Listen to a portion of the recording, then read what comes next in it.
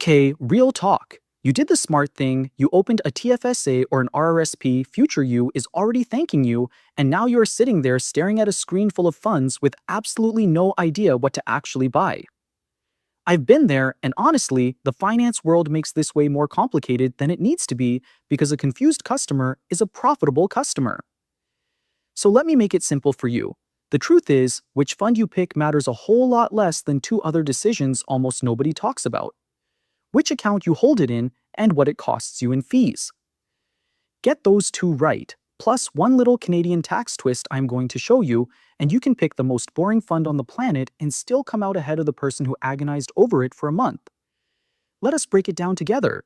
So the first thing, and honestly the biggest one, is where you hold your investments. Here in Canada, you have basically three homes for them, and the exact same fund is treated completely differently depending on which one it sits in. First, a regular non-registered account.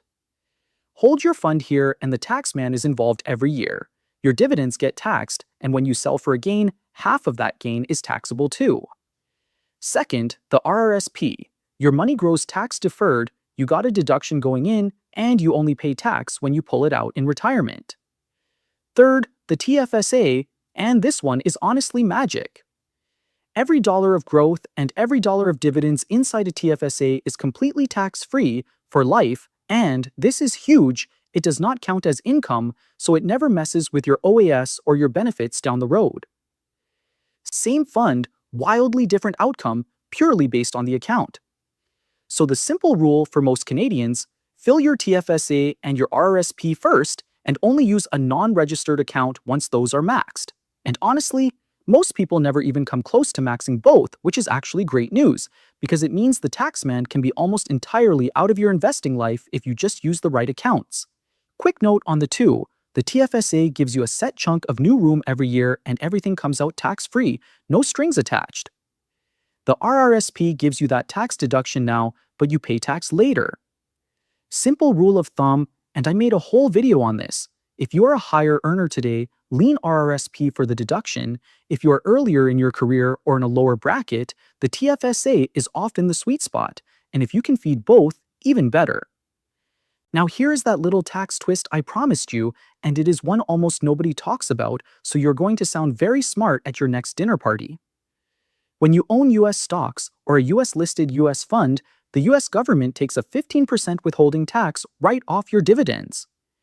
Here's the Canadian magic. Inside your RRSP, thanks to a tax treaty between Canada and the US, that 15% withholding is waived on US-listed US funds, just gone. But inside your TFSA, that same 15% is not recoverable, you simply lose it. So if you want to optimize, a neat little move is to hold your US-listed US investments in your RRSP and keep your Canadian funds or Canadian dividend payers in your TFSA. Now please, do not lose any sleep over this. On smaller amounts, it is literally pennies, and having money invested at all matters 1,000 times more than this little optimization. Think of it this way: on $1,000 of US dividends, that is $15 a year you get to keep just by holding the US fund in the right account. Small, sure, but it is free. And now you know it. Okay, now the part everyone actually starts with and stresses about the most: which fund? And I've got great news for you. It is almost boringly simple. You do not need 20 funds. Honestly, here in Canada, you can do the whole thing with just one. We have these beautiful all-in-one ETFs. You might have heard names like VEQT or XEQT thrown around, and a single one of them holds a slice of thousands of companies across the entire planet, automatically rebalanced for you forever. You buy that one fund on repeat, and you are basically done. That is a genuinely complete, globally diversified portfolio in a single click. If you would rather build it yourself, you can hold a plain S&P 500 fund for the US market, maybe add a NASDAQ fund if you want more tech and can handle a bumpier ride, and a dividend ETF if you are closer to retirement and want income. But I want to be crystal clear with you: you do not have to. One good all-in-one fund is genuinely enough for a huge number of very successful Canadian investors. The one question to ask before anything goes in your cart is simple: will this still make sense in 20 years? A single fund that owns the whole world? Yeah, that one passes with flying colors. One more option worth knowing: If 100% stocks feels a little too spicy for you, there are all-in-one funds that mix in some bonds, names like VGRO or XGRO, for a smoother, calmer ride. Younger with decades ahead of you? You can lean more aggressive, closer to actually needing the money? Dial the risk down a notch. Same one-fund simplicity, just matched to where you are in life. The second decision that actually matters is cost, and in Canada we measure it with something called the MER, the Management Expense Ratio. It is just the yearly fee the fund quietly charges you, whether the market is up or down. And once you have decided you want, say, an S&P 500 fund, you will find several companies selling you the exact same thing at different prices. One might charge you 9 cents per $100 a year, another basically the identical index for 3. It sounds tiny. It is not. On $50,000, that is the difference between $45 a year and $15 for the identical fund, and stretched over 30 years of growth, that gap becomes real, meaningful money you handed over for nothing. And remember, that fee comes out every single year on your entire balance, even in the years the market falls. It is the one cost you can control with total certainty, so control it. A lower MER is basically free performance. And this genuinely matters here because for years Canadians were sold high-fee mutual funds charging 2% or more, some of the priciest in the entire world.